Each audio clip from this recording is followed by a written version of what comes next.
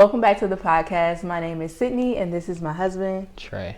And here's where we talk about all things that benefit our community. And today we are going to be talking about what Gen Z should be focused on right now.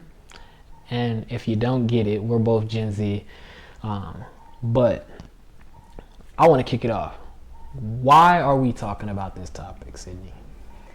We're talking about this topic because I think that it's very important that we look at the people that are older than us and see how, some of the marks they miss, and also how the times have changed, like technology and just the pace of things with the internet coming into play. Like as we were growing up, we were the last generation to see a little bit of both, a little bit of before technology and now after technology. So it's like going from before Christ and how Christ had testimony, and now it's like when we get older, it's going to be like BT, like before technology. And we're the last ones to actually know what that's like, what it feels like to go outside and play with your friends, what it feels like to not have a phone and not have the internet and just sit out on the floor and play with toys and read books and just simple things, just be out playing in dirt and making mud pies. Like I feel like sand in the hair. Yeah, so keeping that nostalgia alive, like I feel like we have a lot of wisdom to pass down to the next generation. Ultimately, they're looking up to us. They're not going to be watching the things that our parents watch. They're not going to be interested in award shows or ceremonies like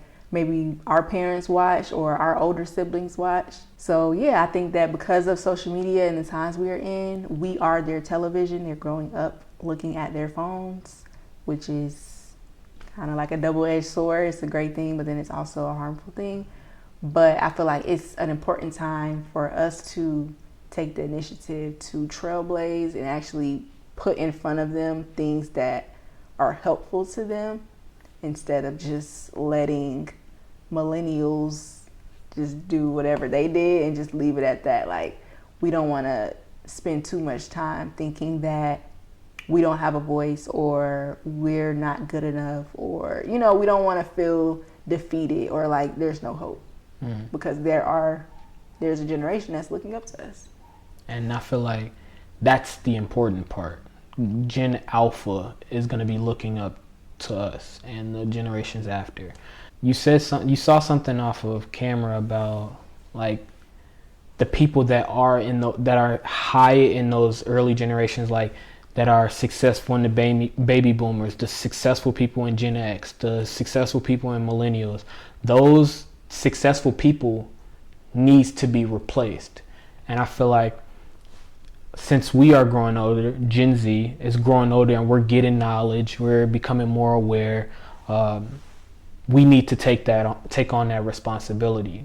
And why this is such a great point is because who do you look up to, Sydnee? I look up to people like Lisa Nichols, Terry Shepard, like a lot of comedians. I look up to Country Wayne. Like people that show like good work ethic and care about the community. And I love your answers. And honestly, why I asked you that is because those people are not going to live forever. They might even not be able to do what they're doing now at a high level in the next 10, 15, 20 years. So why that's important is because if you look up to those people, let's say right now you're looking up to Lisa Nichols, you love her story, you love what she's doing, how she's doing, growing her community and all of these things, that person is going to need to be replaced. The universe is going to have to balance that out when she can no longer do what she is doing at a high level. So that's when we step in. So why I brought up who you look up to is because when those people are gone, is it going to be you? Is it going to be your sister, your brother, your classmate? Who is going to be that next person filling those roles, filling those shoes? Because you're going to still need people in those places. I'm going to still need to be motivated. I'm still going to need to coach somebody. I'm still going to need to do these things that when I grow older, or when someone else that is on that type of level get there, that's going to still need to be done. Who is it going to be? And Gen Z right now, we're in that prime age. We're 1997 to 2012, something like that. We're getting to that age, so we need to start making a decision. Is this going to be us? How am I going to live my life? What is my path? What is my journey? Where am I supposed to be going?